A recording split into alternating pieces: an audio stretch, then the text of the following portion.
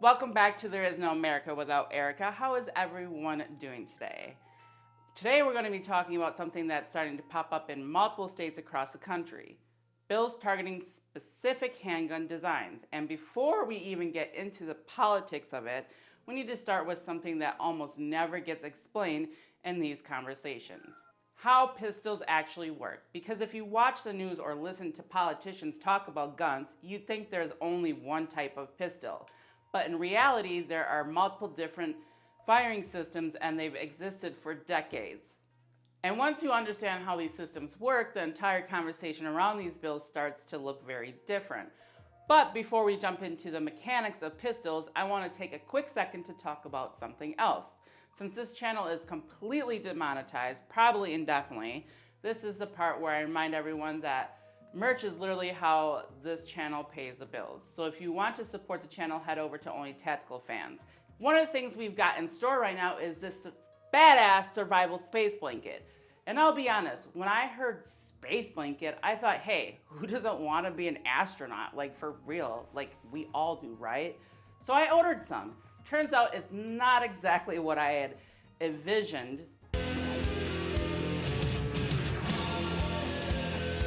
These things reflect your body heat, block wind and rain, weigh basically nothing, and they're perfect to throw in the truck, backpack, range bag, or emergency kit.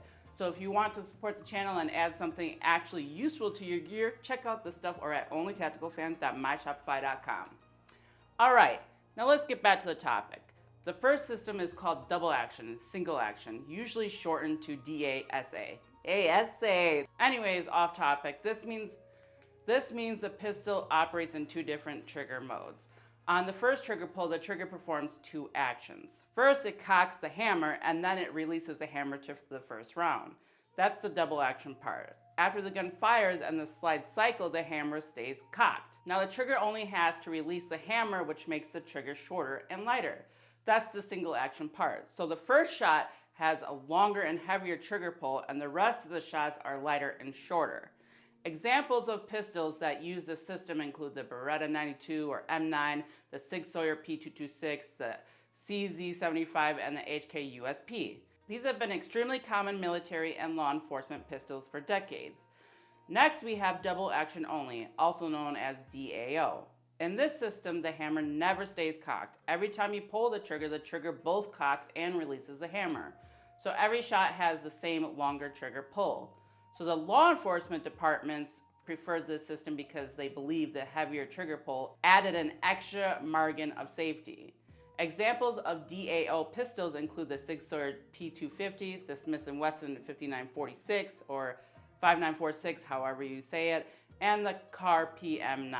Then we have single action only pistols. In this system, the trigger does only one job. It releases the hammer. The hammer has to already be cocked before the gun can fire. Usually this happens automatically when the slide cycles after each shot because the trigger is only releasing the hammer. These pistols tend to have a very light and crisp triggers, which is why they're extremely popular with competitive shooters. Examples include the 1911, the Browning High Power, the Staccato 211, and the Colt government model. I don't know how to pronounce that word, I'm very sorry, but I bet you guys know how to. Some of these designs go back over 100 years. Then we have a striker-fired pistols. This is what Glock uses. Instead of a hammer, striker-fired pistols use a spring, loaded firing pin called a striker that sits inside the slide. When you pull the trigger finishes cocking the striker and then releases it forward to strike the primer. This design became extremely popular because it has fewer moving parts and a consistent trigger pull. Examples include the Glock 17 and Glock 19, the Smith & Wesson M&P, the Sig Sauer P320, and the Springfield XD. Today, striker-fired pistols dominate the law enforcement market. There are even other mechanical systems out there. Some striker-fired guns are pre-cock systems where the slide partially cocks the striker and the trigger finishes the job. Examples would be pistols like the Walther PPQ or the Canex TP9. There are even rare systems like the HK-P7 which used a gas-delayed operating system. The point is that firearms are machines. And like any machine, there are many different mechanical designs that all accomplish the same goal.